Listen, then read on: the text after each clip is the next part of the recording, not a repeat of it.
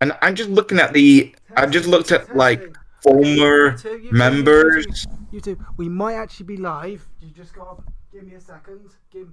If Right? if it is coming up with a black screen, I will fix. I'm It's. going to fix that with a. I'm just looking at it.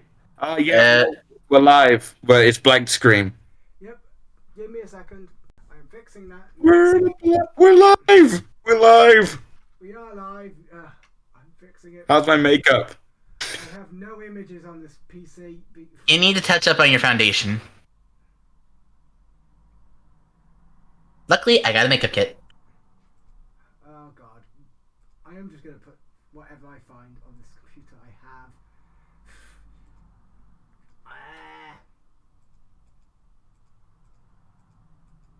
A lot. Oh, a lot. We're having to. All right, if Uh, you're all watching right now, we're all having typical difficulties. It hasn't technically Like, started, but we're late anyway. On. Talk about it. so you're gonna listen to us like ramble for a bit before we can get some people joining in.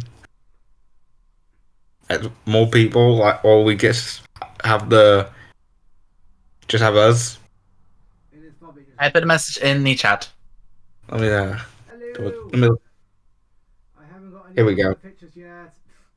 I'm so not prepared. I wasn't prepared. It's a long story, but I'll get it. Oh, sorry.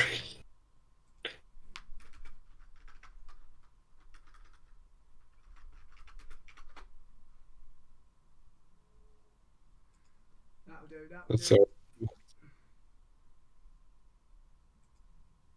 It will do.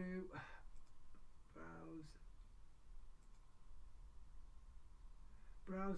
Browse. I haven't done the proper introduction and I haven't advertised this yet. How many people are watching anyway? Um, just of right now, 0. Well, I'm technically watching myself, but not really. Oh, wait, it's showing the. Hold on. I did put that message already. For technical Yeah. difficulties, please stand by. Technical difficulties, please stand by.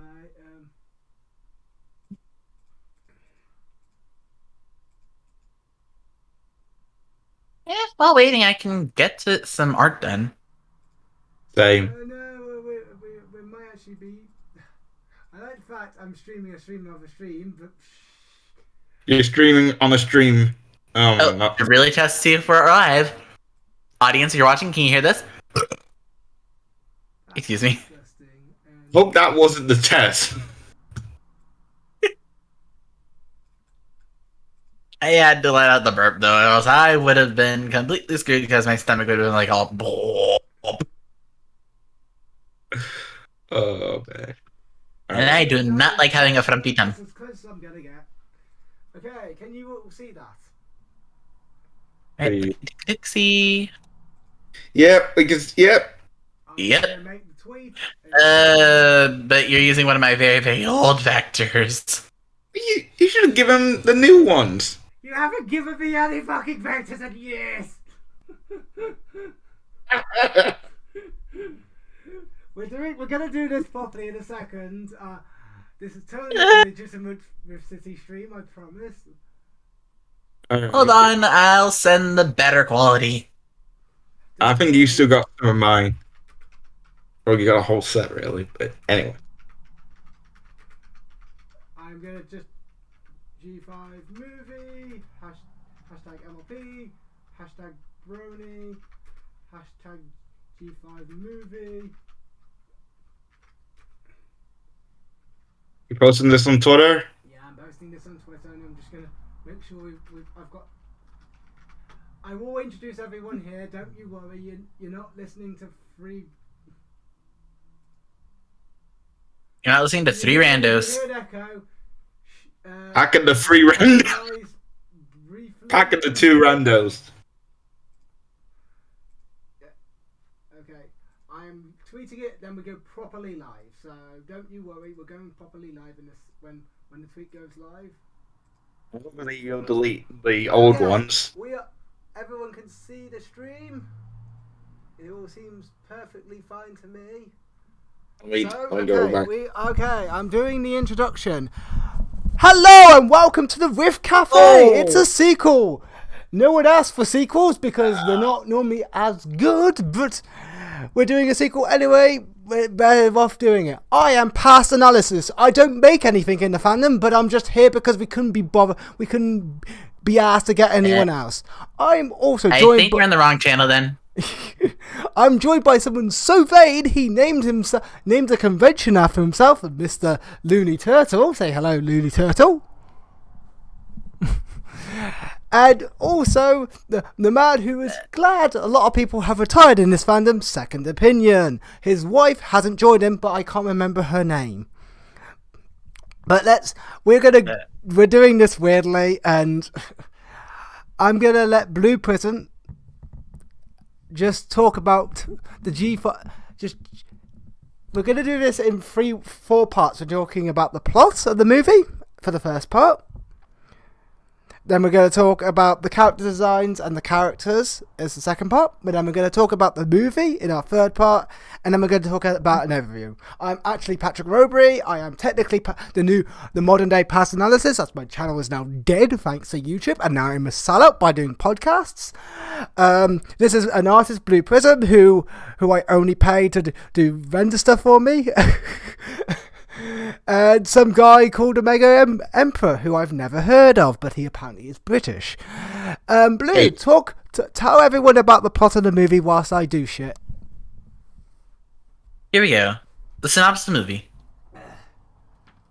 Many years after the events of My Little Pony Friendship is Magic, Twilight Sparkle's teachings of friendship and harmony have been replaced with paranoia and mistrust.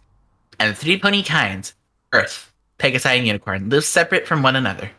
In the Earth Pony town of Maritime Bay, Argyle Starshine tells stories of Twilight Sparkle and her friends to his young daughter, Sunny Starscout, who inherits his dream of reuniting the 3 pony kinds. One day, after Sunny has grown up, a lost unicorn named Izzy Moonbow wanders into Maritime Bay. The town's residents react in panic, believing that Izzy is a hostile invader. Sunny finally is given an opportunity to make friends with the unicorn, shelters Izzy in her home, and Izzy reveals that her unicorns are no longer having any magic. Following their sudden disappearance, together they embark on an adventure and travel across Equestria on a mission to restore magic to the land. There's a synopsis. No, you're just reading that from the wiki page, really. Yeah, but I'm just telling the synopsis of it fully from there so we can get this done quicker. Yeah, I thought you were just there. Sounded like you were really weak. But basically, sure, this is the future of Generation 4. That is the story. But that's the story of Generation 4. It's set in the future of Generation 4. I guess I'm saying that. Generation 5 takes place like many years ago of the future of Generation 4, of Friendship is Magic. The Earth Pony, Unicorns, and Pegasus are all separated now. Earth Pony Sunny has met Izzy in Maritime Bay, and now they're on the adventure to restore the magic of, a future of Equestria, which is the song, which I really was a surprise, because I just know they're calling this Equestria, the land Equestria.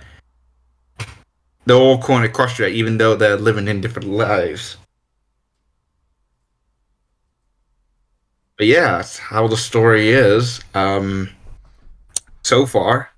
But what are your 2 general thoughts about the plot of the movie? Like, what are your caveats and what sort of things do you like about the plot and sort of things you don't like about the plot?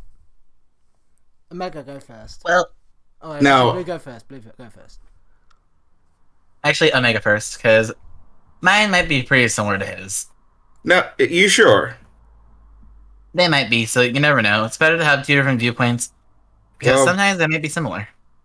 Okay. Well, I think the story was just really it is kid friendly, of course. It's a kid show. Oh yes, really. That is a very good compliment. Comment. It's kid friendly, yes. Let me finish. So it is a kid show, but it just shows.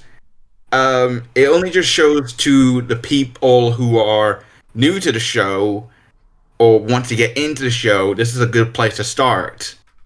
Of the adventure. It's just a search quest basically. If you're playing like a video game, this is a search quest trying to find the magic. And if you want to get to get into the My Little Pony fandom, this is a good place to start off because it's a movie. It's got good music, good cast members, and good plot so far. And you can even have a caveat with the music, but we'll get to that when we get to part 3. But yeah, we'll say you. But the plot so far, like leaving Maritime Bay, because of the unicorn Izzy, and her first appearance, I gotta say it was a very good appearance. Of the plot to get the plot of the story, and how the plot of the story began at the opening. I'm not gonna spoil it because I think I'll say that for later. But that's a good way to start the show. Honestly, I think it's a bit unfair for me to say what your opinions on the plot is with this film. Oh, because the opinion of the plot. There's nothing. I mean, if I had one opinion, the plot isn't the main focus of the film. When you really think about it, it's an adventure film. The film isn't. It's not very a plot-heavy movie. It's a let's go from destination to destination to destination, meeting characters. That's not really. It's not plot focused. It's more character focused. So that's why I kind of started with the plot, because I think it's the least interesting and the least important thing when it comes to the movie itself. And I know it's easy to go, it's a fine plot, and it's a good plot, it does exactly what it does, but when you come down to it, the plot is very simple because it's trying to focus more on the characterization and allow the characters to breathe, but in a very minimalist plot, if that makes any sense. Minimalist plotline. Yeah, because you tend to do this when you're introducing new characters or you're reintroducing a character, if that makes any sense. Like you allow a very simple plot, so you allow your characters to react to that plot. You allow your characters to affect that plot or be affected by the plot, if that makes any sense. Mm-hmm. You allow people to understand the characters the best. You want it's sometimes best to have a very simple plot so you can evolve your characters more. It's why adventure stories like this are very good ways to introduce characters. I don't compare it to the previous My Little Pony movie, but I'll get to that in later in the discussion. But I more compare it to the first episode of the show itself, because that is a not very plot heavy episode where it's more of an adventure of learning about the characters and Twilight meeting the main six and her reaction to them, and then the saving of Luna. But that's really not very the focus. It's more the focus is on the characters. Here it's got more time, so there's more plot focus, but there's still the focus is mostly on the characters and the characters they meet, if that makes sense. Yeah. But Blue, what's your opinions on the plot itself? For me, I genuinely did enjoy the plotline. Found all the characterization that happened through it. It was really fun. And also, it was kind of nice to see what Equestria was like in the future. Apparently, I need to be louder, but carry on, Blue. Anyway, so there's some questions I had though in the plot, such as one, how did technology get its way into Equestria? Because we see a lot of ponies have smartphones. Example, Pip Petal. Ooh, that's a good question. And she has a fan base called her Pipsqueaks, which I'll be honest, that is just a little bit like, that's a little endearing and also at the same time a little mean-spirited in naming. I find it very interesting that this is definitely a modernization of MLP. One criticism I have heard about this film, and I do agree with it, is there's a bit of a loss of the old mythology. We don't, like in the first episode of MLP, there's a Manticore. Manticore, that is correct. There's nothing like that in this. I mean, I'm fine with that, because this film is fine without it. It doesn't need it, but there's no world-building creatures, barring the animals with wings. But I mean, there is world building, but there's nothing like mythology. There's no mythical creatures. There's no. It's very modern, safe family film world building. I will get onto this when I get to characterization and characters, because I think that's yeah. plot. Well, I think the plot's major problem is it's a very standard plot. It's not doing anything out this world amazing. It just does it very well. It's very good at what it does. It's a simple plot done very well, which is fine. But it's not a brand new plot we've never seen before. It's nothing out this world. It's just doing something we've all seen before, just doing it very well. There is another big question I had.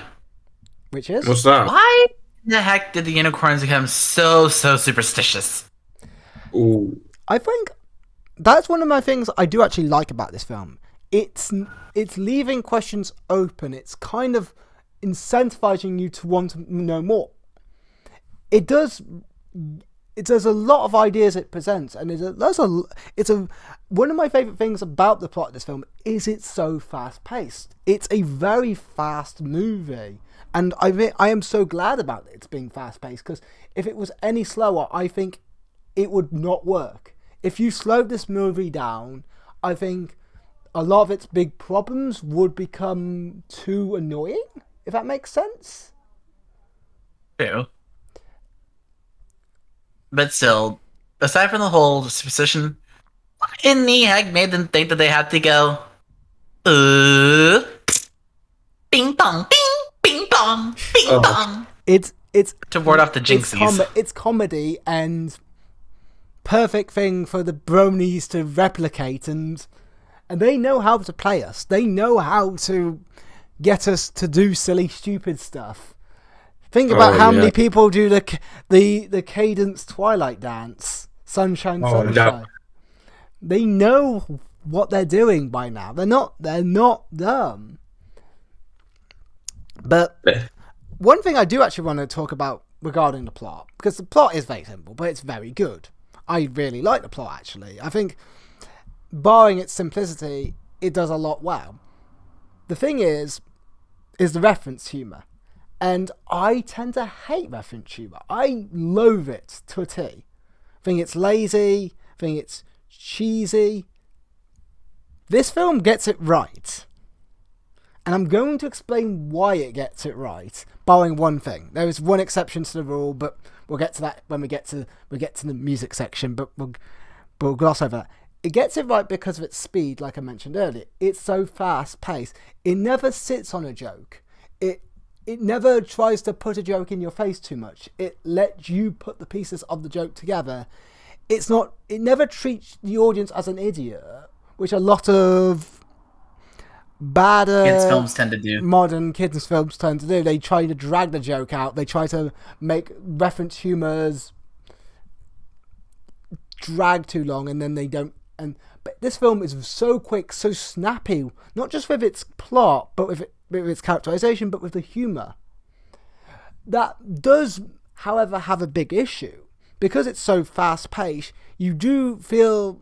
It does reward rewatching. This film is a real good rewatch, because there's so many little details they put into this film. There's so many little things to look out for. There's so many G4 references, so many references. But if you took all those references away, and I'm not saying those references are bad or good, because I like the references, and I like the fact I can rewatch this film over and over and over again, and I get rewarded for that. That's a great thing for a film to have. And I like that. I really do like that. My thing is, being it so fast-paced, you lose a bit of the characterization. You lose a little bit of the emotion. No scene gets to sit around too long, which is a good and a bad thing, in a sense, because no scene can feel like it drags, but no scene has the ability to hold you. Meaning, I never felt emotionally sad. I was emotionally invested the entire way, but I got to the unicorn bit and realised, oh, there's only not that much long left of the film. Goodness, this film went by like in a jiffy. The film just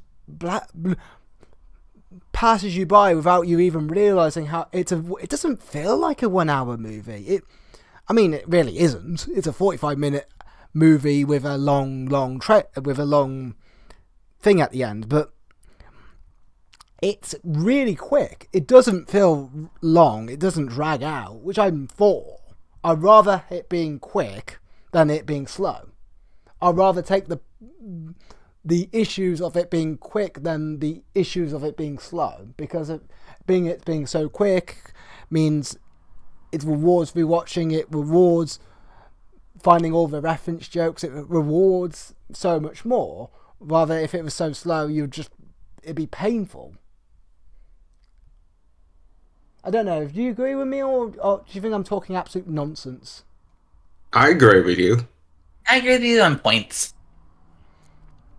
But is there anything else you two want to talk about the plot when it comes? Because I don't think there's a lot to say when it comes to the plot. It's very simple, but really, it's good. It does exactly what you need it to do. But I think we should talk about the focus and the main thing. Let's talk about characters and character design. Blue, I want you to explain to me why you love or hate the character design, and then talk about each character individually.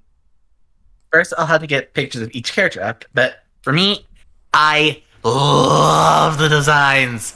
The colors all go together. Their designs are all uniformly similar, but at the same time having their own unique differences, especially in the unicorns, because usually when we saw like regular MLP, the horns match the body color. Here, though, in like G5, they're actually like realistic unicorns. Their bodies might be white, but their horns might be golden. Yeah, I find it interesting. And that is what I love. Yeah, I find it interesting in interviews with the artist. She came from the G2 fandom, and if you look at G2 horses and G5 horses, you see a lot of similarities. You see the footlocks above the hooves. You see a lot of the realistic, more horsey designs, but you see a lot of influence also from the G4 side. But I'll let Blue tell you on before I have my big caveat. Right, and now to go into individuals, let's start with the main girl herself. I'm not meaning to make a horsey pun. No. Sunny Star Scout. I honestly like her apricot and more magenta-ish mane with the braid. It adds a little bit of cuteness. And also, I love how she carries basically her dad's satchel with her, with the pins of Fluttershy, Twilight, and Dash, respectively. So she got the intelligence, the kindness, and also the determination. I do love her and her dad. I just love seeing her and her dad. It's the most adorable bits of the film. It's just like, ah. And then, of course, let's not forget that ponies are actually rollerblading properly. Rather than trying to stand on two legs, they're actually rollerblading like actual horses. Yes. Yeah, they treat the horses like actual horses, which is a thing early G4 does, but later G4 doesn't. And it's one of the things I wish they carried on, because one of my favourite things is the horses acting like cats. If you know something, if you watch a lot of the early G4s, you will notice, but in the later ones, they don't do it so much, if that makes sense. Mm-hmm. But carry on, Blake. The next character that I want to talk about is Pip, also known as Miss Social Media Fan. Oh, yes. I love how poofy the wings are. They just literally make things go. And she's the smallest of the group. There's one image where they're all stood together and you just see the size difference, and I'm like, yes! Mm-hmm. Yes! They have a size difference! Pip is tiny! Also, I don't know if this is supposed to be like a reference itself, but hold on, let me actually search to see if I'm correct with my terminology with it. I do have a reference. Well, they're flying, but try and find something. But I like how her little tiara, it kind of has a vibe of Hermes, the Greek messenger, or the Greek god of commerce, communications, and wealth. Mainly like the little like things, but it also could be a reference to Nike, the goddess of victory. Oh yeah, I forgot to say, the background we're in is made by Snuggrits. I commissioned this a long time ago. True. And all 4 of the people are now dead. You got Totally, I have no idea on the left. You've got Crosser, who I shot with a shotgun. Momo, who I made love to and she died because of it. And Mr. We Shall Not Talk About. Anyways, though. Another thing that I love is that she has purple hair to match the fact that she's royal, because for those who don't know color theory, purple in the olden days was associated with royalty. So there's a little bit of fun info for you guys. And don't forget, she's got golden hooves. Like, you can see the gold. That is true. And of course, another thing that I can't forget to point out is that she has a golden voice. Oh, and someone joined in.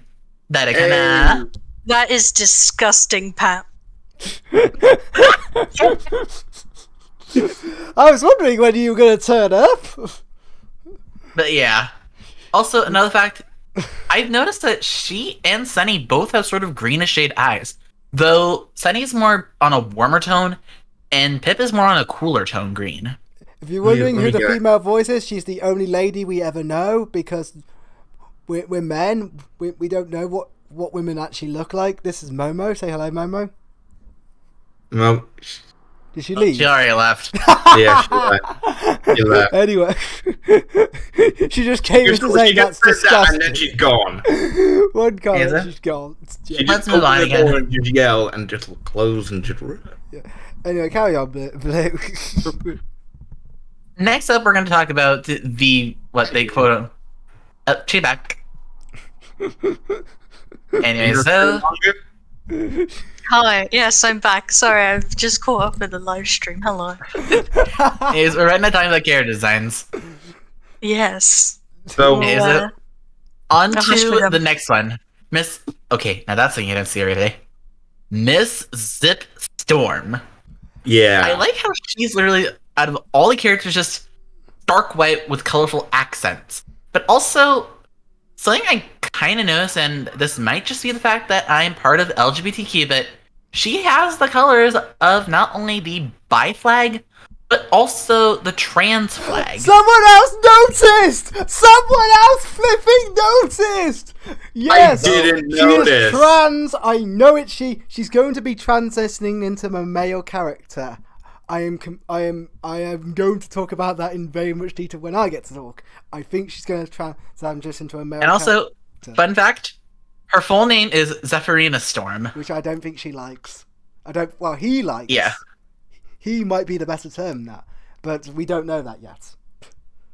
Well, I'm just pointing that out because it's just kind of what that looked like to me. Because But I was anyways, having a look. I was interested because her mum calls her Zephyrina. They themselves want to call me Zip, which is a very weird name when you really to give yourself, and it's a very male sounding name or a very non-binary sounding name. It's not got really a. I wonder if she doesn't want to be a princess or doesn't want to be considered female either, especially with her body design. It's very rainbow-esque, but yep. I'll let. But now, let's go on to another character who might actually be a bit that people thought like, whoa. Because for those who don't remember, MLP used to be a female-only like main cast. Incorrect. But in comes Hitch Incorrect. Incorrect. There have been male characters in MLP before. Yeah, but not like part of the main cast Yes, line. I mean, they yes, have. Spike was considered male. Yes, there have been male characters in the past and part of the main cast in previous generations. Yeah, but what I mainly mean is like the original main 6. Yes, now The original main six is all ladies. One of the main characters is male in ponytails. In the G1.5, two of the main characters are male because you've got Logan and Teddy, who are both male main characters. Anyways, let's now talk about the design of Hitch Trailblaze. I kind of like how they put Trailblaze because, well, you think about blazes, what colors are they usually? Reds, yellows, and oranges. And he's a yellow toned orange. But also, remember, he's an earth pony, and sometimes if you're walking on foot and you're trying to catch a ride, you might be a hitchhiker. Also, where can I buy a Hitch calendar? I just want one of those Hitch calendars he has. I think Rover is gay for Hitch. No, I don't Nick want. Hero. I just like the idea of that. It's just such a stupid little joke, but it's such a clever little joke as well. Someone's going to make it. We know that for certain. Yeah, someone is gonna make that, but I'm not gonna buy it. Anyways, though, another thing I enjoy is that the fact that he actually has complementary colors going on for him. Orange and blue on the color wheel are complements. Literally, take a look at a color wheel and then look for orange and then look for blue. You'll see that they're right across from each other. Yeah, they're complements. I think you can really tell the characters were designed by a fan. Like, this is a fan who has earned their place as a proper, legitimate artist who still sells fan art on Twitter, which is weird, for a reasonable price. Which is, like, I like the fact Imola is just such a down-to-earth person, and she is so nice to talk to and listen to, and I think it's one of the reasons why I love the characters, because you can see how each one has been designed so specifically for their characters, how they're modern updates of previous characters, but they're their own characters as well. If that makes any sense. I understand. Because Izzy is a combination of Pinkie Pie, of previous gen characters as well, and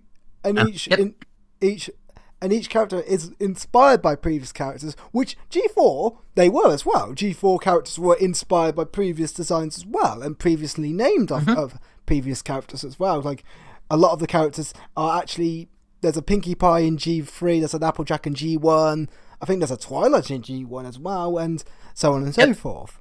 And another fun fact, Pinkie in G4 was originally going to be a Pegasus. Based on G1, surprise. Yeah, I remember that. But anyways, let's get back on topic. Because there's one final member of the main five to talk about. Ooh, you're not going to talk about the villain?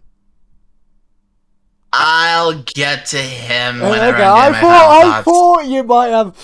I thought you might agree with me on this one, but yeah, we'll talk about the villain after we talk about the main five. I think that's fair. I mean, he isn't really a villain. We'll get to that. We'll get to if he's a villain or not. Which actually, say he's an antagonist. He is definitely an antagonist. Definitely. But anyways, let's talk about my favorite, Miss. But although I know we're all a bunch of different breeds, Izzy Moonbow. Her design is my favorite out of all of them. I love how it's all just flow and wild and fun. Plus, also, I like how she has a hairband that was made with her friendship jewelry. And of course, the unicycling. Which, for those who don't know, it's a portmanteau of unicorn and recycle. Because she loves arts and crafts. Ooh, I just said crafts. Oh. And of course, another fun fact. While yes, the tennis ball is cute and all, I actually still like more how she just, out of all the cast, she's the only one I've noticed who has an indigo cerulean gradient. An ombre, if you will. Long and flowy, kind of like Celestia. But also kind of like Luna in a way as well. I mean, I just think her hair is just normal because, like, you know, like puffy, like mixed with Pinkie. I think she looked like Pinkie Fluffy with Twilight's. No, not Twilight. Who? Well, Puffy, like Pinky and has the blue hair like Luna. Makes like something like that. My favourite thing about Izzy is the fact the unicorns hate mayonnaise. Us. And they go bing and bong and all that. The local convention. That is one thing I still had a big question on. Yeah. Why mayonnaise? Maybe they don't like eggs. No, That's the my question. favourite They thing hate is at a convention that I sadly couldn't go to, they sold a jar of mayonnaise for £100. It was just a jar of mayonnaise. Oh, The fandom, everyone! The fandom! A jar of mayonnaise sold for £100. I'm just still confused. Who I would not pay £100 for mayonnaise. This is the fandom you're talking about, right? You know? Yeah, that is the fandom. I was in that auction. Somebody bought £100 of mayonnaise. It was one jar. It was right. one jar of mayonnaise. I was right. I was right on top of it. I just looked up at the guy and I thought, why? Why would you buy a jar of mayonnaise for £100? This is the fandom we belong to, Joe. But anyway, Blue, carry on whilst we get upset about a man buying a jar of mayonnaise for £100. The other part of her design that I loved again was just, well, the friendship is, because if you notice, it's combining a lot of colors as well. And I know I'm about to make another reference to the LGBTQ community, but the beads are in the color of the bi flag. I ship her with Sunny. A lot of people do. I mean, we could easily have a threesome between her. Oh no! Oh, actually, there's a lot of gay fan art of Hitch as well.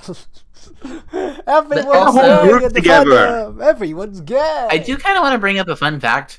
What? Sunny and Hitch were childhood friends. Oh yeah, As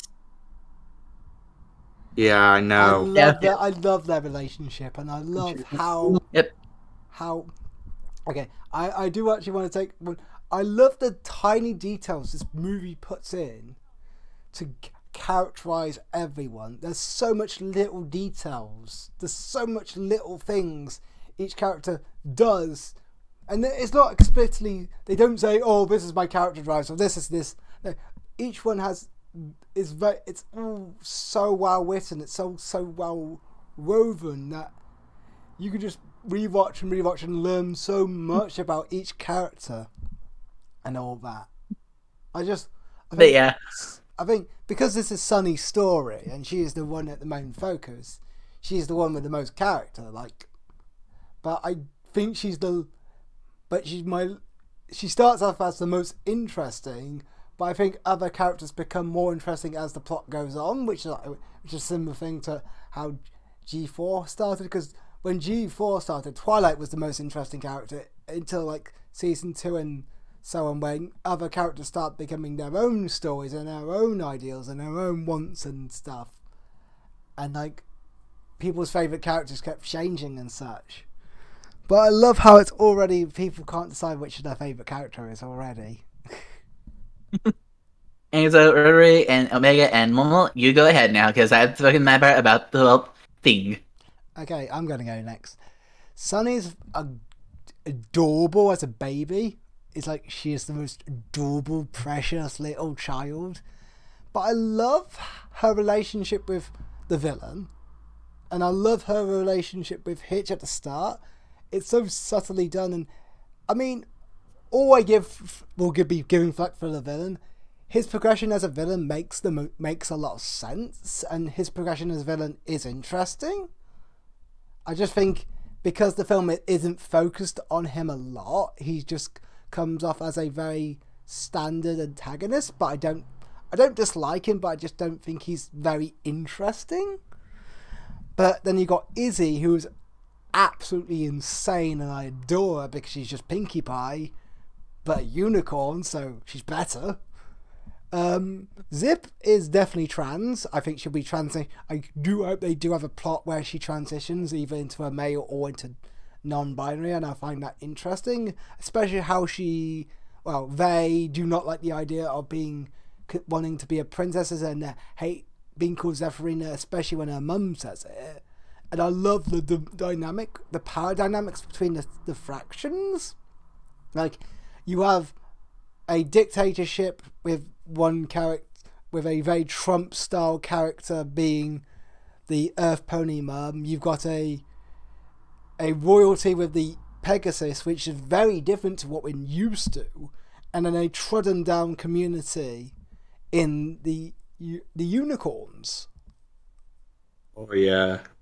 But I think it's a really different change of pace, and I love how Sunny herself doesn't think that the Earth Ponies have any magic, which is so subtle but so clever. Because it's a very clever story about racism, but in a very different way. It treats everyone with their own problems, their own issues, but it goes, well, you can like everyone else, but don't forget that the thing that makes you special as well. You can like all these people, and you can like everyone around you, but don't forget what makes you special, because you still have your own little magic. And I find that really interesting. I find that really heartwarming. We can all get along, and we can all, because it's always treated as a one-side story, where this treats it as no one's in the wrong, and they all have something to gain from the magic, but they all get treated equally, but differently at the same time, in a way that's really refreshing for a story like this, if that makes sense. And then you've got like characters that I'm not that keen on. Like Pip is a character who has not yet grown on me yet, but she is probably going to be like the rarity of this season where she starts off as someone who's clearly into something I don't really care about, like being an influencer and being voiced by a musician who isn't. I'll get into this when we talk about the songs. It's something I'm that keen on, but that's me personally. And then you got Hitch, who is probably going to be the comedic foil, who could probably be the Spike of the group, but doesn't turn out to be, which I'm kind of glad of, because he is a very straight man. In fact, like, even though I love straight men in shows like this, because one of my favourite characters in G4 is Maud Pye, and she's played as an incredible straight man in that show. So, but I don't think Hitch is that sort of character and be that sort of straight man, but he has the sort of comedy which resembles a straight man performance, so it'll be interesting to see what they do with it. I think there's a lot of potential with these characters. I think my main problem is, barring Izzy and Sunny and Hitch, they are the one characters I know the most. The other two, I feel like I have a little bit of knowledge, but I want to know more. I would like to understand them or like them a bit more, or want to know their drives a bit more.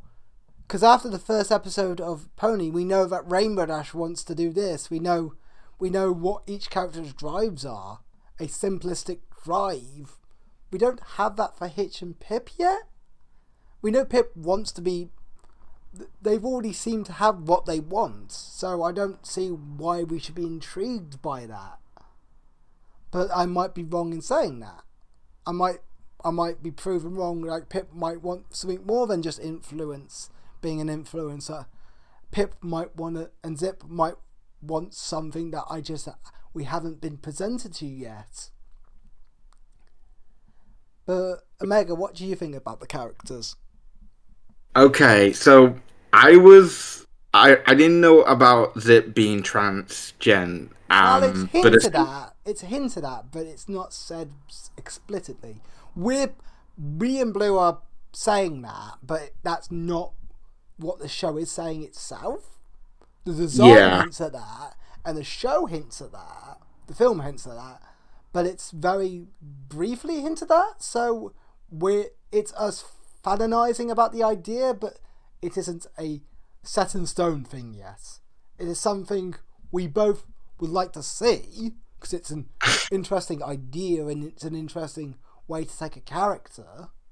But whether or not we'll get that is whether or not the show is going to be that brave.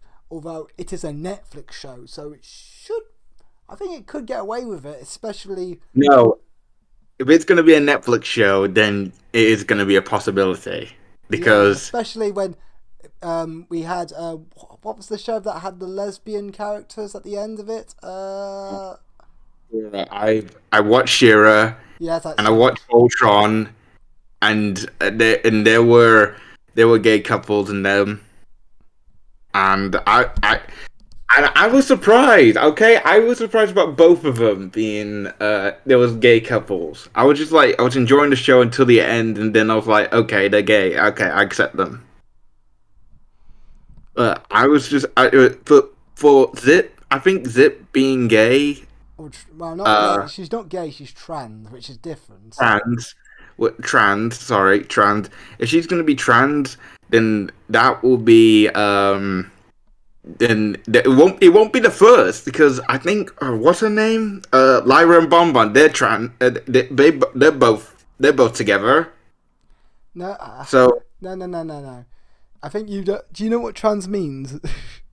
sorry. I know what it means, but my head is killing me with all. Okay, all this Lyra and info. Bonbon are lesbian, so they're gay.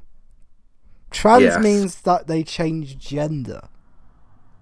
Oh yes, I remember now. She is female at the moment. Me and Blue both think she may transition to male or non-binary. Well, The only show That'd be the only show I can think of that is close to that is Owl House, which has a non-binary lesbian couple. If memory serves me right, Blue. oh, It's a show I do not watch, but I know about it. Amity and Luz. oh. Thank. Now my head's bringing Which- back. Before I do anything else, I want to actually quote to one line from Owl House. Please have witchy clothes. Please have witchy clothes. Please have witchy clothes. Yes. Wong. I need to watch Owl House. I really do. You know, I almost got Snowgrits on here, but he hasn't watched the film yet. He hasn't watched D5 movie for some reason. I don't know Wow, why. Snog. He's meant to be the leader, and he doesn't want to. Snog, if you're watching this, Snog, if you're watching this right now, watch Generation 5. Watch it. It's okay.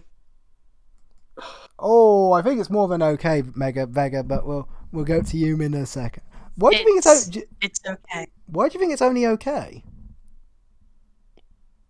I'll let Omega do their thing, and then I'll give my piece.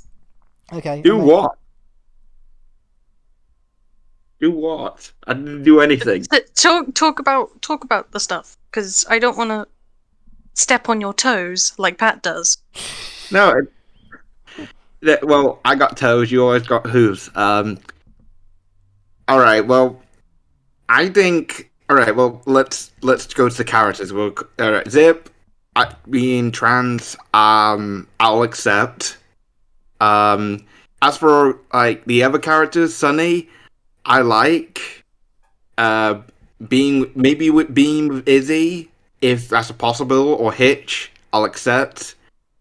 For Hitch as a character, I will want to see more growth as well. As well as for Pip, I would like to see more growth with Pip, like seeing what she's gonna do. But that's basically just my short version of. I'm not very much of a good reviewer when it comes or talking about characters on live stream and everything. Okay, Mega, I'm going to let Momo talk about why she thinks this film is just okay. Yeah. Mega. That's the combo of Vega and Momo. Mega. I thought you might like that, Mega. That's my name now. Don't change it. I'm changing it. If you change it. Mega. Ah! Mega. Okay, Mega. Mega. Go.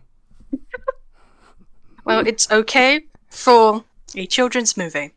Actually, no, it's good for a children's movie. It's okay for us as older people to watch it. It's okay. It gives us the general xenophilia, kind of the good stuff. The good stuff. It doesn't blow you away. It doesn't just. It does exactly what you. And also, I'm not a fan of music in like just musicals and stuff. They annoy me. Like let's suddenly I was go going to into a talk about song. We Yay! could talk about songs anyway because it was going to be the next bit anyway. What is your opinion on the songs? That again, okay, but that's coming from an opinion of I don't like songs of that caliber in a movie. I like the background music. I like when music gets louder to add tension and stuff, but I don't like musical numbers. So that's why I'm not the biggest fan of My Little Pony in general. See, I half agree with you when it comes to the music, but I'll talk about that when you've done your piece. I'm gonna be careful when saying stuff about also with the characters. Is it Zip or Zephyr? Zephyrina? Zephyrina. Don't remember her name. Zephyrina. Yes. Zephyrina is her full name. Zip is a short name. Okay, Zip. Cool. I would be very careful in saying there's a definite or that's what they're going to do. I'm just going to refer to them as they because, again, I refer to everyone as they because it's just easier. What it could be is that Zep is already transitioned, or, as you said, they are transitioning. Or it's just they are non-binary and they're just chill. They don't have a gender.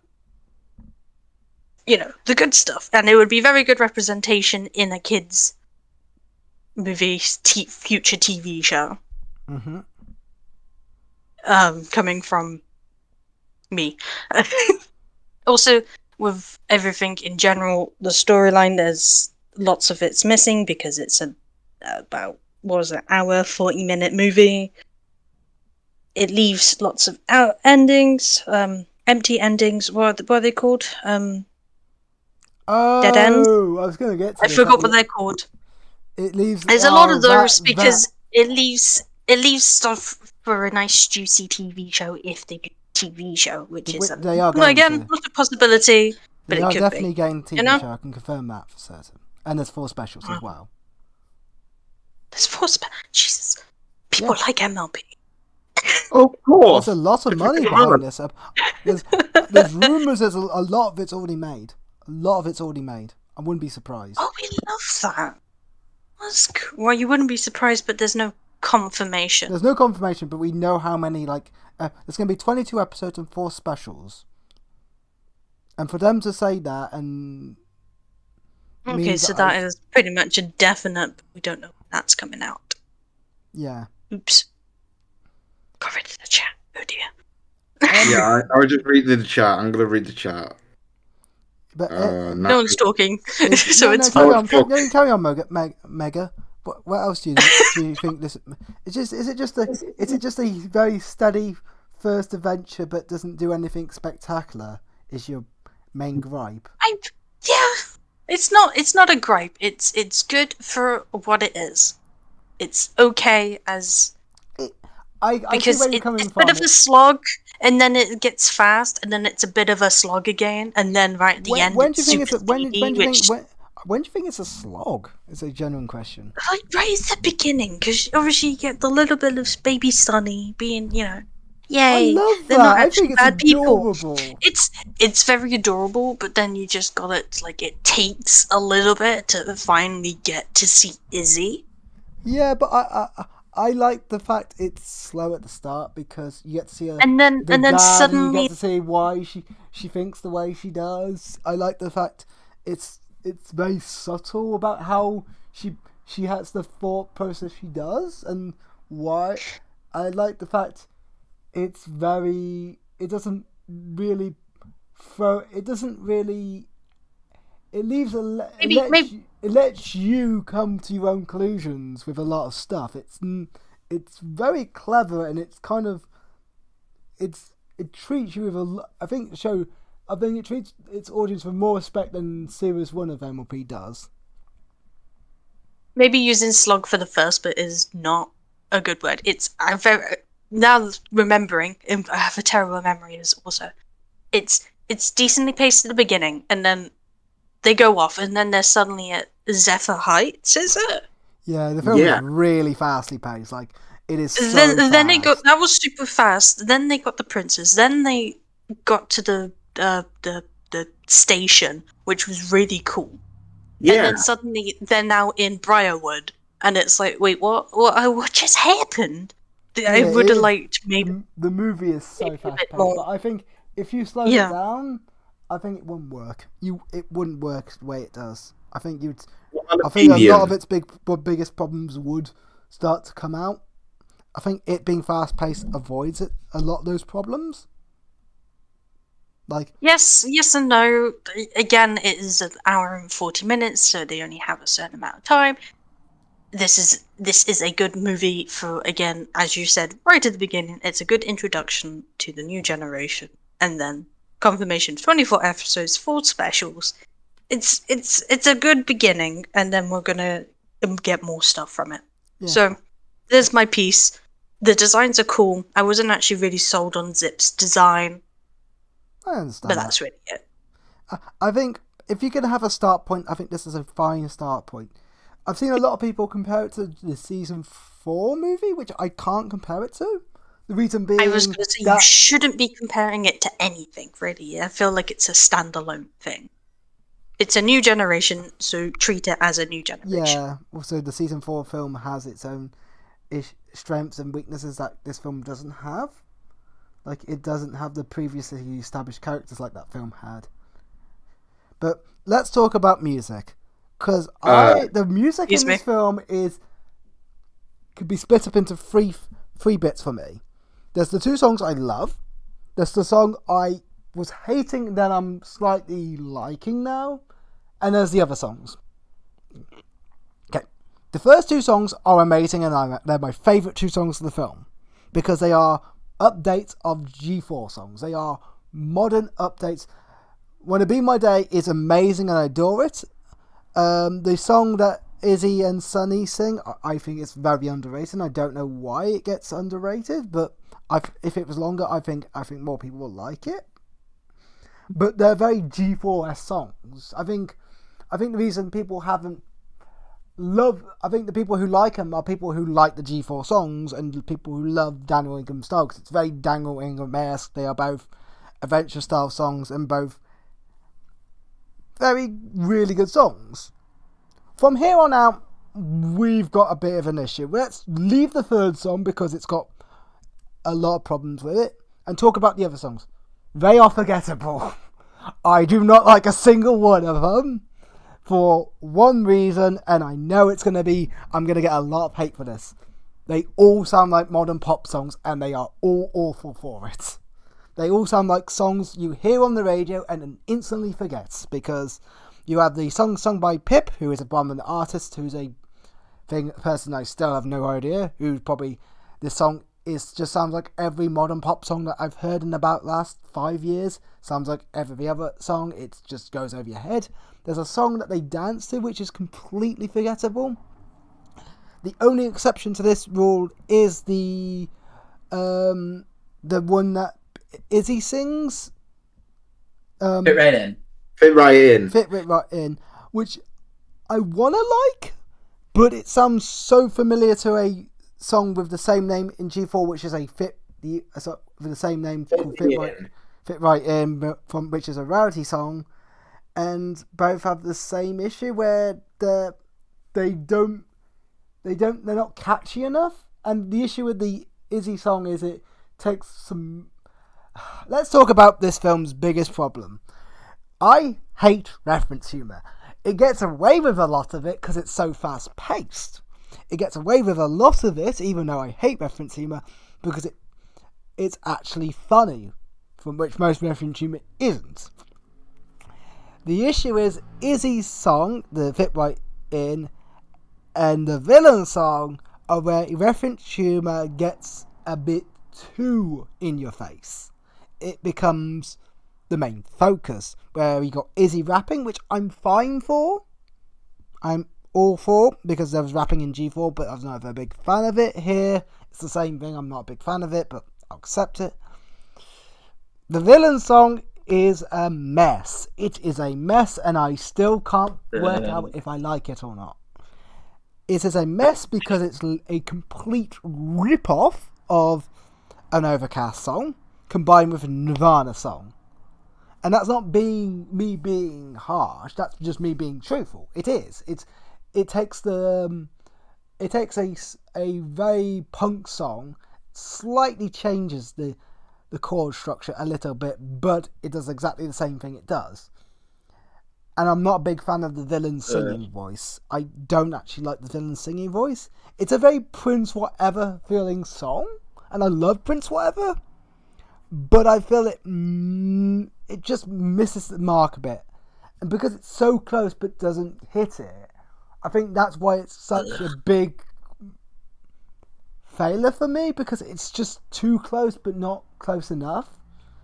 If it was different enough or distinct enough, I think, to feeling like a Prince Whatever song, or not feeling like it was a parody of these two songs combined, I think I might have liked it more. However, it is the song that I've been humming to myself the most. So I may actually go back to saying I actually like the villain song, but it is the song that has references jamming down your face, like you will like these reference humours. You like naughties jokes, don't you? Don't you? It gets a bit much. But it does have my favourite joke of the film, which is, "Hi, my name is Rob." My name's Rob. Hi, my name is Rob. Who is Rob Wiskowski, the writer of the film and of My Life as a Teenage Robot.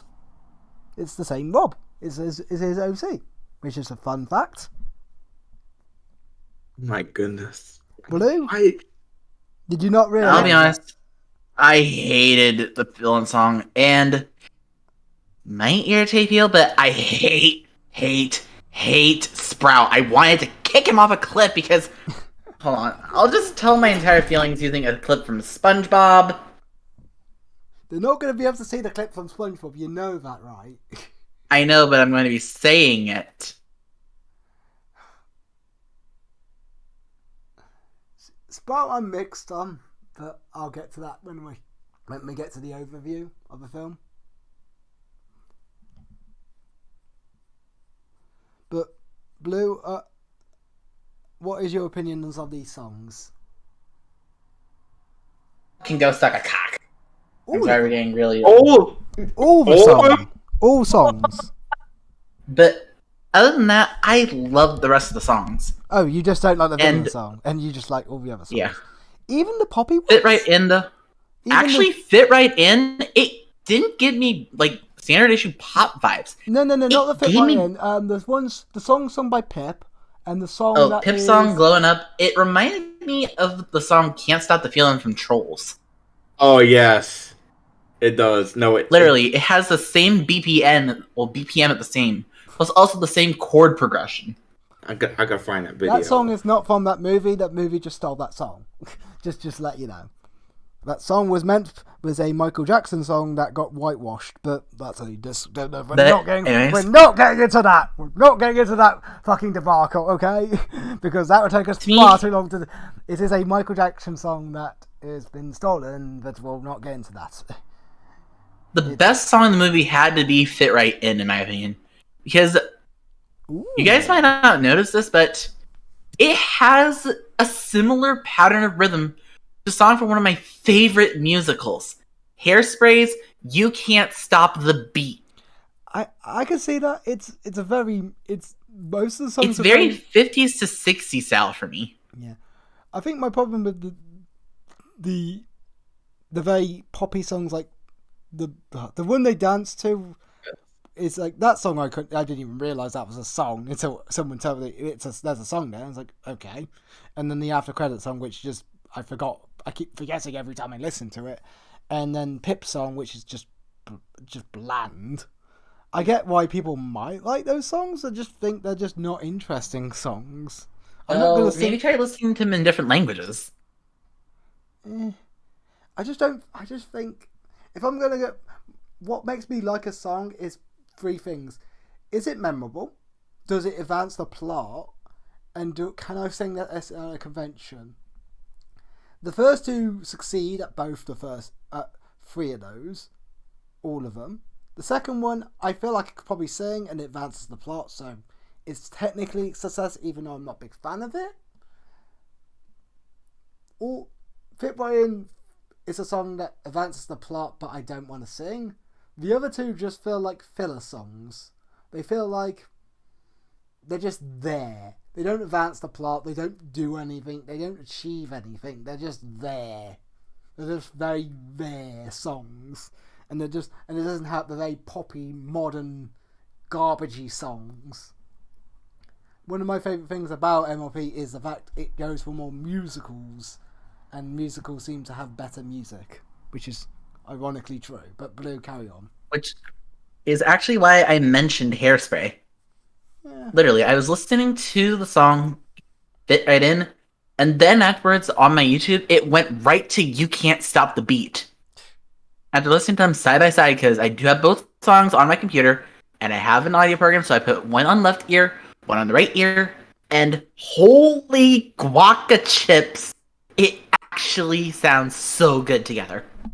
I wouldn't be I learn how to surprised remix. if I wouldn't be surprised if one is inspired by the other, because it wouldn't be an I know Daniel Ingram used to be inspired by loads of musicals, and a lot of the G4 songs are inspired by musicals and stuff like that, so I wouldn't be surprised if it's and a lot of these songs do sound like songs I've heard before and very inspired. I think the first two are the most, I think, probably stand on their own. You can't really tell what they're inspired by, but everything else it's a bit more obvious,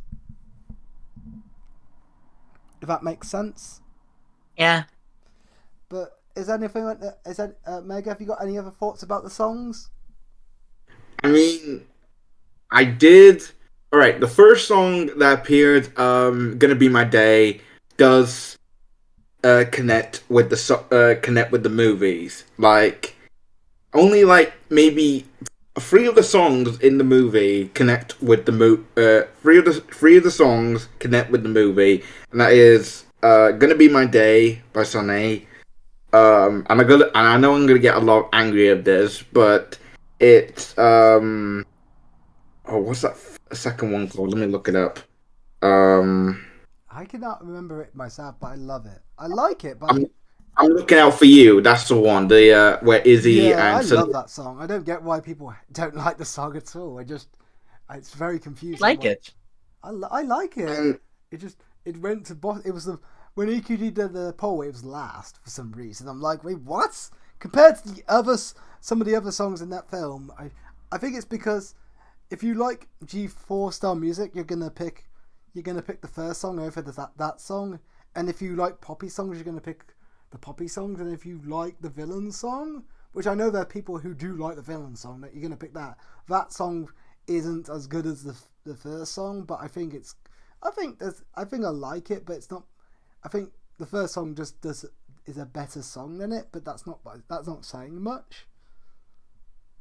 So the 2 songs, "Gonna Be My Day" and "I'm Looking Out for You." Those 2 songs actually fit with the movie because it does. And then the third one I like the most that fits with the movie is "Fit Right In," which is everybody knows. Everybody knows "Fit Right In," but it does connect with the movie. Why do you think the other songs don't fit with the movie? Danger, like Angry Mob, I was gonna put that as one of my favorites, but it's just doesn't. I just don't. It's just not really my kind of song. I can get that. It's a very aggressively rock song. If you don't like Prince whatever or 90s rock, you're not gonna like it. I mean, I do like rock, but this one would be like near the bottom. Like, yeah, I would listen. But it's not like Queen rock. It's like there's different types of rock. You gotta understand. It's very punk rock. It's like mid 90s to early noughties. It's not punk rock, Pat. Listen here, it's not punk rock. What sort of rock would you say it is? It's I wouldn't be able to tell you, but it's definitely not punk rock because I listen to that on the daily, and it's nothing like what I listen. Is it more like alt rock then? I guess so. I sound so gatekeepy with that. I do apologize. I just thought it'd be more punky. It's a very punk rock. It's very Nirvana, which is punk rock, and Outkast, which is also punk rock. Maybe I say that because because it's My Little Pony. Well, what genre? Yeah, no, it is. What genre is Outkast and Nirvana? They're both. No, I'm just saying the song for Danger is. No, I'm just genuinely curious. What is the genre of Nirvana and Outkast? Are they punk rock or are they? Oh, they're just rock. They are pop punk. No, pop rock. They are not pop punk in any way. They are. Apparently, Nirvana's genres are rock and punk. They are not. What was pop the other punk. one? Pop punk is What was the other something one? fucking completely different. Pop punk What was the other one you were saying? Outkast, which is Outkast is the song they're most well known for. Are You Gonna Go Far Kid, which got ponyfied, and then that version got. Oh, You're gonna go far. rock, hip hop / rap, apparently, according to Google. Google's wrong. Google's fucking wrong. I'd say it's punk rock. It's gotta be punk rock. It's got that punk. I'm gonna go find some punk rock and send it. It is so Nirvana. It's so like Outkast, and they're punky. They're both punk rockish in their natures. Green Day is punk rock. Yeah, and Danger is punk rock. It's very Green Day-esque as well. Green Day sounds better than that. My Chemical Romance. Yeah, I'd say it's punk rock. I would say Danger is punk rock. The Offspring. It's got to be punk rock because it's Nirvana. And Nirvana literally kicks off the punk rock scene, which Green Day takes. Green Day is part of that. If you like Green Day, it is literally Nirvana, then it's Outkast, then it's Green Day. They are all part of the punk rock. That's funny. Sorry, I'm laughing at Google. Wait, what is Google saying? It's saying children's music. Oh, fucking hell, Google. Google! Go home, you're drunk. But, is there anyone else got any other thoughts on the songs? Meg hasn't said anything, and I can't believe I just said that. Should I call you Meg or should I call you Momo? Call me Momo. Momo is what everyone calls me, bar Patrick, because he's special. I'm special. Oh! I'm a special Pat. But I think we should go into the overviews. Let's talk about the villain very quickly. I am mixed on the villain. The villain has a really good backstory, has a good story behind him.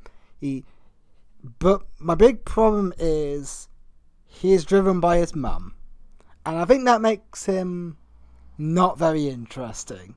I like the idea, and I like how he's a comedic foil at times, and how he's pushed to being overly evil by his mother, and I think makes him an interesting villain. That is, you can see how he becomes the villain he becomes, but from the start to the end, he has a very solid progression as a character.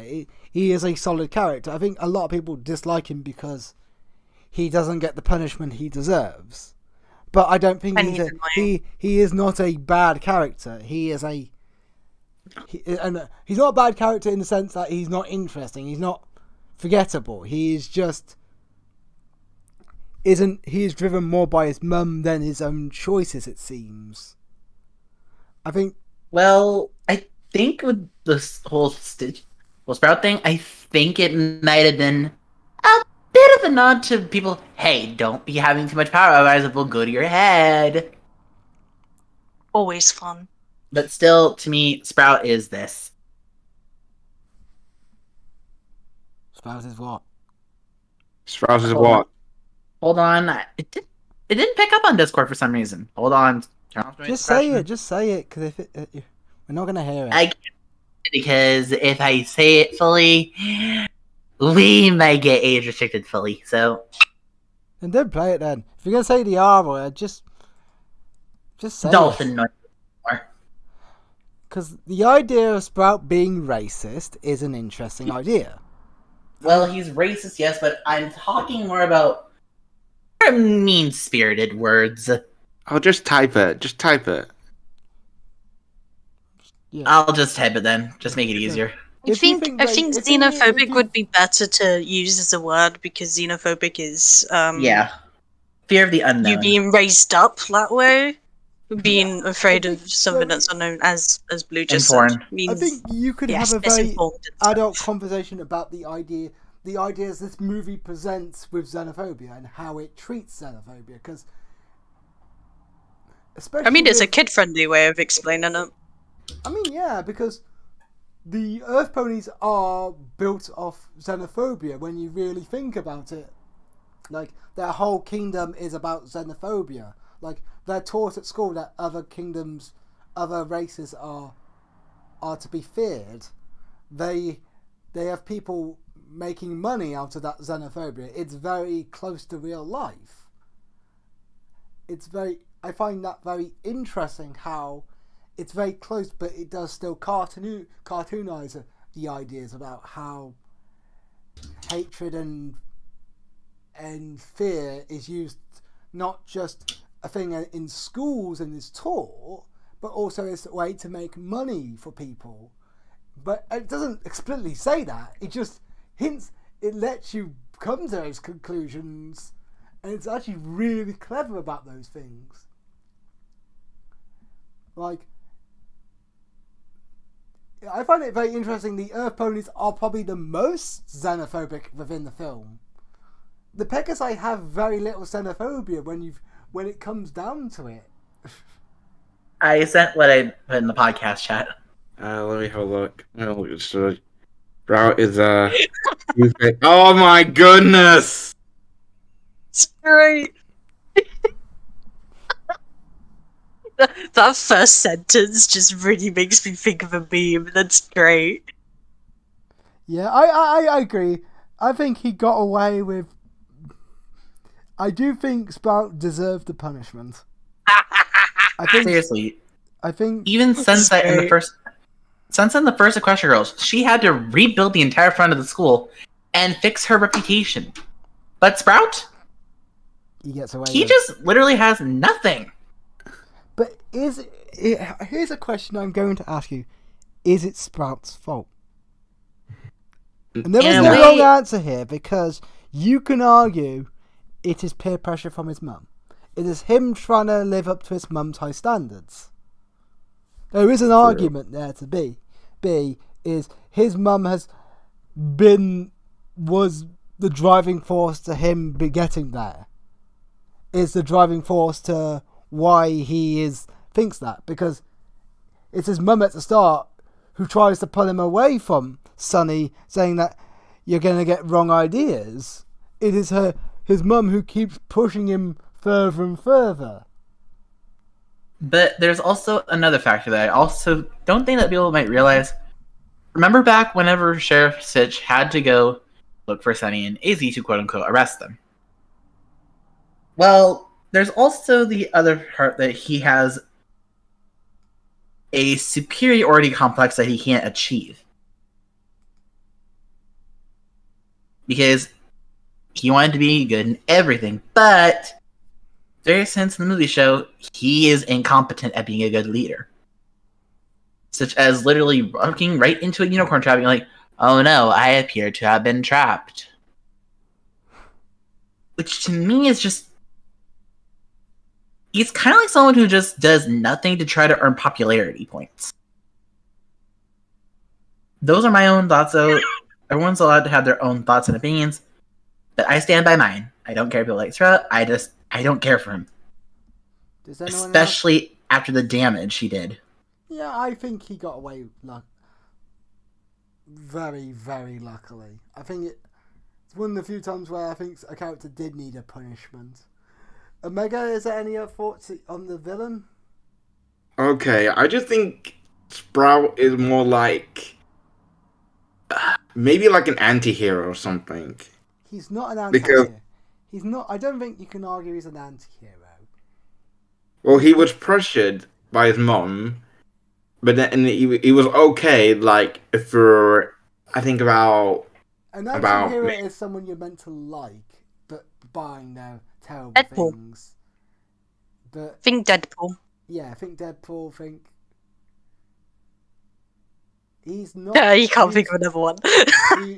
No, I can't think of another one. But he is far too detached from the real world. But that's not really his fault because of how his culture has been.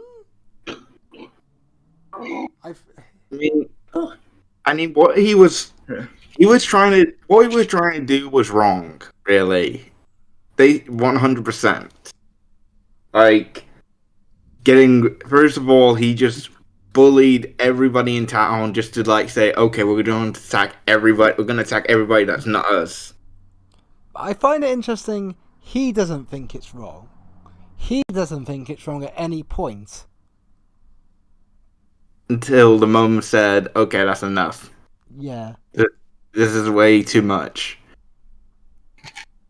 But I'm just curious now of what's going to happen next with him, because is he still going to accept them? Is he not?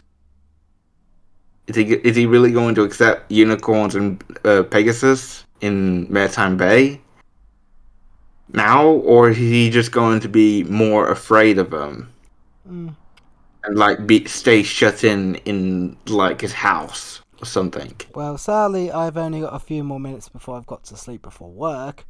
Sadly, let's give overall opinions on the film and scores, starting with Blue. Quick overview of thoughts of this film and a score out of 100. Overall, I did love the movie. It did lose 2 points though because of Sprout, because I just... But the character designs were all absolutely stunning. The music I loved, except for one song. But other than that, I ranked the movie 98 out of 100, or in Japanese, for I guess a little quick Japanese lesson, 98 out of 100. Omega? Alright, so characters I like, music I like, but I would have to say I would give it a 95 out of 100. That's two very high scoring scores. Momo? I'll give it I'll say a 7. I'll be nice. So 7. 7 out of 100? Oh, out of 100. I didn't know we were doing out of 100. Oh, 70 then. That's fine. Alright, Yeah, and Rebecca? I think, barring my small, all my gripes are small, in all fairness. Like, the speed of the film, I think, comes to its strength more than its weakness. I think the references are actually to its strength rather than an issue, because it makes the film more rewatchable. The characters are amazing. The villain, whilst shallow, is still fun. And even if I don't like some of the songs, they never distract from the film. They never get in the way. But despite that, it's a very solid start. It's a very good start point. But it's only an 80 out of 100. For what Momo's, I do agree with Momo. It doesn't do anything amazing. It's a good movie. It's an enjoyable movie. It's a fun rewatch. There's a lot of silly jokes, a lot of funny, there's a lot of clever humour, clever things it talks about, but I don't think it does anything that deserves a 90 out of 100. I think it does everything pretty damn well. It has a few minor gripes, but other than that, I think it's pretty solid. Pretty solid. Yep, and our average rating. Wrong. Yeah. So I've been Past Analysis. This has been the Looney Turtle. He has been Second Opinion, and that's Second Opinion's girlfriend who nobody knows the name of. We hope you... Can I actually do the proper answer, though? You are a hoe. Revo, did you hear the jokes I made about those lot? Yes. I'm a terrible person. No wonder why I get rejected from everywhere. And nobody Yes. likes me. Yes. Okay, so- Go on, Blue. Yeah.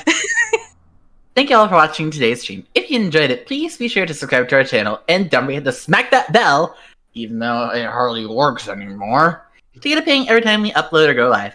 You can find us over on Twitter to learn more, and also, as a bit of a shameless plug, coming up in March, you might find some of us at a very special online convention. Oh yeah, we're More doing info coming soon. we're doing Ponies Online. Ponies Online. Go to Ponies Online. We're totally. Most of the people who are living here basically been busy sorting out a convention. So yes, don't worry. There'll be more people watching that than there were watching this stream. I don't know why we did this. It's because we like selling out. I sold my soul to the devil for my YouTube channel, and I now realise it's not worth it. But The A's. And you deleted it. yes. You can also find all of us listed on our Rift Cafe wiki page. Yes, we actually have a wiki page for some reason. Why do we have a Ricky page? Why do we have a wiki page? A Ricky page? A wiki page. Oh, God damn it, Ricky. A wiki page. If I can, I'm actually going to do a quick reference to Twice to end it off for all of this. Risky, wiki, this is an emergency. Help me, somebody stop me, cause I know I can't stop me. Thank you guys for watching, and we'll see you all next time. Hey, Bye! Bye. Let your chaos sides blossom. Blue is And remember, aggressively. glow up. Blue is so aggressively Japanese. Sometimes I realise that he becomes an anime protagonist every time I talk to him. Which, here's another part. While everybody clicks off the stream, I'll do a little